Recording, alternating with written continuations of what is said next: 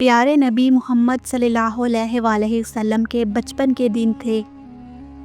آپ صلی اللہ علیہ وآلہ وسلم بھوک سے نڈھال قدموں کے ساتھ چل رہے تھے کہ دور ابو جہل کا کھجوروں کا ایک باغ نظر آیا۔ ابو جہل ایک یہودی کے ساتھ مل کر کھجوروں کو ایک بوری میں بھر رہا تھا۔ نبی کریم صلی اللہ علیہ وآلہ وسلم کو بہت بھوک لگی تھی، اس لیے 2 کھجوروں کی امید لیے آہستہ آہستہ باغ کی طرف بڑھنے لگے۔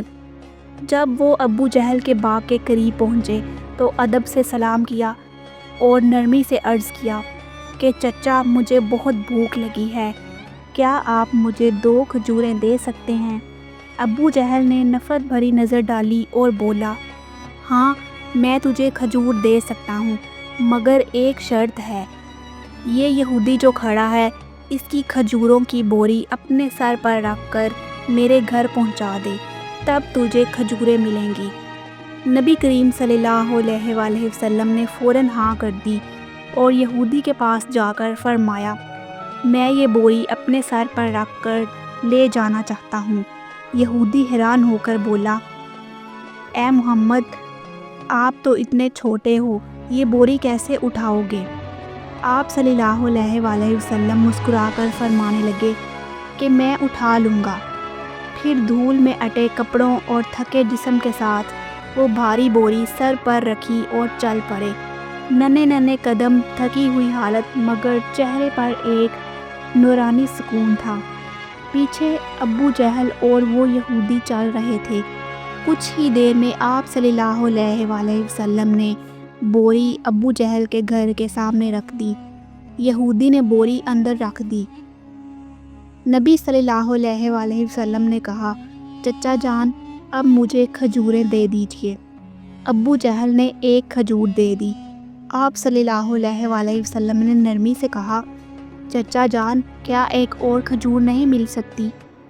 یہ معصوم سی بات سن کر ابو جہل کے اندر ایک آگ سی بھڑک اٹھی۔ اس نے غصے میں آ کر ایک تھپڑ نبی صلی اللہ علیہ وآلہ وسلم کے چہرے پر مار دیا۔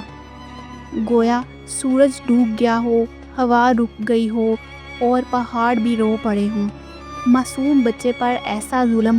ابو جہل ہنستا ہوا اپنے گھر چلا گیا۔ مگر جب یہودی نے کھجوروں کی بوری کھولی تو حیرت انگیز منظر سامنے آیا۔ ساری کھجوریں چھوٹے چھوٹے پتھروں میں بدل گئی تھیں۔ وہ یہودی حیران رہ گیا، فوراً اپنے سردار کے پاس بھاگا آیا اور سارا واقعہ سنایا۔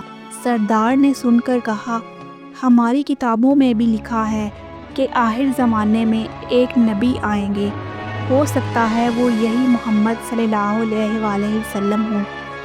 ہمیں اپنے مذہبی پیشوا سے رجوع کرنا ہوگا۔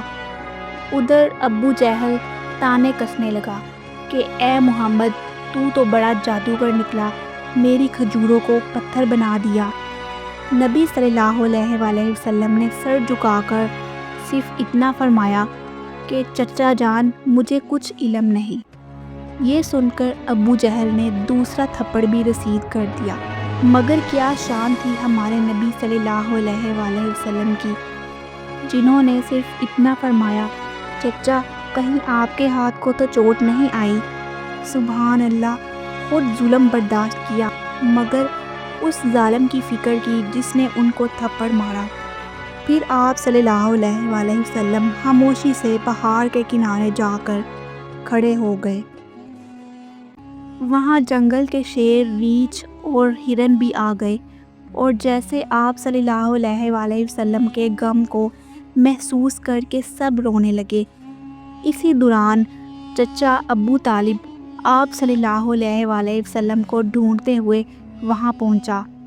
آپ کو سینے سے لگایا اور کہا، میرے لال، جب تک میں زندہ ہوں کوئی تمہیں ہاتھ نہیں لگا سکتا۔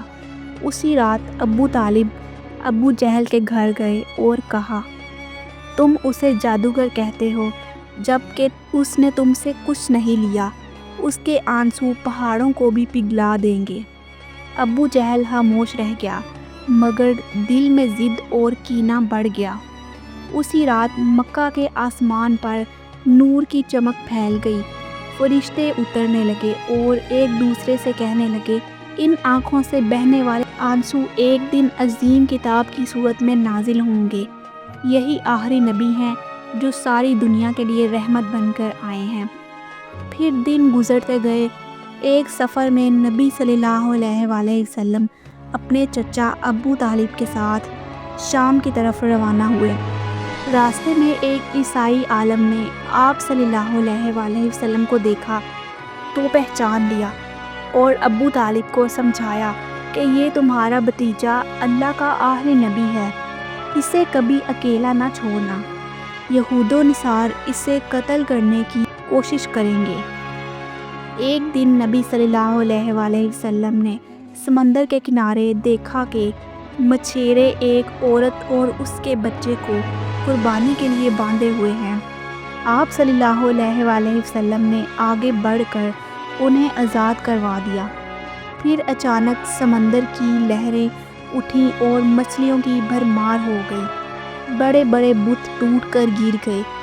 یہ سب آپ صلی اللہ علیہ وآلہ وسلم کی دعا کی برکت سے ہوا۔ اسی طرح آپ صلی اللہ علیہ وآلہ وسلم نے بچپن ہی سے رحم، عدل اور انسانیت کے وہ نمونے پیش کیے جن کی مثال دنیا میں کہیں نہیں ملتی۔ ایک دن غلاموں کی منڈی میں آپ صلی اللہ علیہ وآلہ وسلم نے ایک لونڈی کو ظلم سے بچا کر آزاد کیا، اپنا مال دے کر اسے آزادی دلوائی۔ پیارے دوستو، سوچو، ہمارے نبی صلی اللہ علیہ وآلہ وسلم وہ ہستی ہیں جو راتوں کو جاگ جاگ کر اپنی امت کے لیے دعائیں کرتے تھے۔ وہ ہستی جو پتھروں سے زخمی ہوئی مگر بددعا نہ دی۔ وہ ہستی جو بھوکے رہ گئے مگر دوسروں کو کھانا کھلا دیا۔ وہ ہستی جنہوں نے اپنا سکون، اپنی راحت قربان کر دی صرف اس لیے کہ ہم ایمان والے بن جائیں۔ تو کیا ہم نے ان کا حق ادا کیا؟ کیا ہم نے ان کی سنتوں کو اپنی زندگی میں اپنایا یا دنیا کی محبت میں ان کے احکام کو بھلا دیا؟